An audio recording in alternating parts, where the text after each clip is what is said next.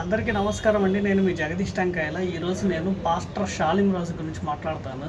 ఈ పాస్టర్ షాలిం రాజు పెద్ద మనిషి మన హిందువుల ఆడపిల్లల మీద అనుచిత వ్యాఖ్యలు చేశాడు. మల్లెపూలు పెట్టుకున్న ఆడపిల్లల మీద పిచ్చి పిచ్చి మాటలు మాట్లాడాడు. ఈ చర్చి ముందు పూలు పెడితే మల్లెపూలు ఇక్కడ పూలు శీలవు వేరే చోట పెట్టుకోమని చెప్పేసి ఈ పెద్ద మనిషి అయిన పాస్టర్ ఆ పూలు ఆయనకి సలహా ఇచ్చాడంట. ఆయన కారణం అడిగితే మేము పూలు పెట్టుకునే సంసారేతరులం కాదు, మేము పరిశుద్ధమైన ప్రార్థన చేసుకున్న వాళ్ళమని చెప్పి బదులు ఇచ్చాడంట.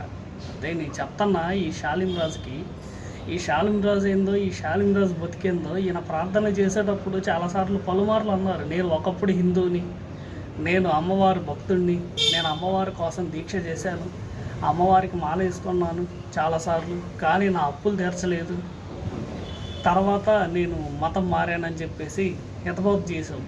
సరే, అది నీ వ్యక్తిగతం.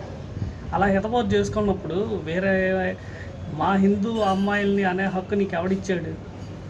నిన్ను ఎవరు అనమన్నారు? నువ్వు నమ్ముకున్న దేవుడు అనమన్నాడా? నువ్వు రోజు కొన్ని లక్షల మందికి ప్రార్థనలు చెప్తుంటావు కదా, ఈ ప్రార్థనలో నువ్వు ఎలాంటి పిచ్చి వగుళ్ళు పంపుతావా, లేకపోతే మంచి ప్రార్థనలు చెప్తావా? నీకు అలా ఎలా అనుకుంటుంది?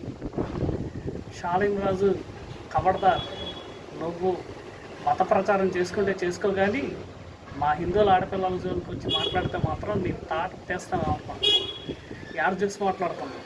మాట్లాడేటప్పుడు ఒళ్ళు దగ్గర పెట్టుకొని మాట్లాడు. పొట్టకోటి కోసం ప్రార్థనలు చేసుకుంటున్నావు అని అందరికీ తెలుసు. అక్కడ నీ ప్రార్థనల కోసం అమాయకులు మోసం చేయగాని నువ్వు మా హిందువుల ఆడపిల్లల్ని అంటే మాత్రం నీ తోలు తెస్తాను అనుకుంటున్నావు. జాగ్రత్త. నువ్వే చాలాసార్లు చెప్పావు, నేను ఒకప్పుడు హిందువుని. నేను నిన్ను అడుగుతున్నా, నువ్వు ఒకప్పుడు హిందువే, మరి నీ ఇంట్లో నీ భార్య నీ పిల్లలు పూలు పెట్టుకోరా? మరి వాళ్ళు కూడా అదేనా? మాట్లాడేటప్పుడు ఏం మాట్లాడుతున్నావు? క్లారిటీ తెచ్చుకొని మాట్లాడు. నీలాంటి వాళ్ళు నువ్వు పెద్ద మనిషివి. నువ్వు చెప్పుకున్న చాలామంది పెద్ద మనుషులు.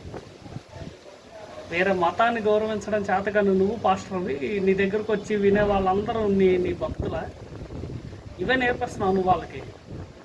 జాగ్రత్త, కబడతారు.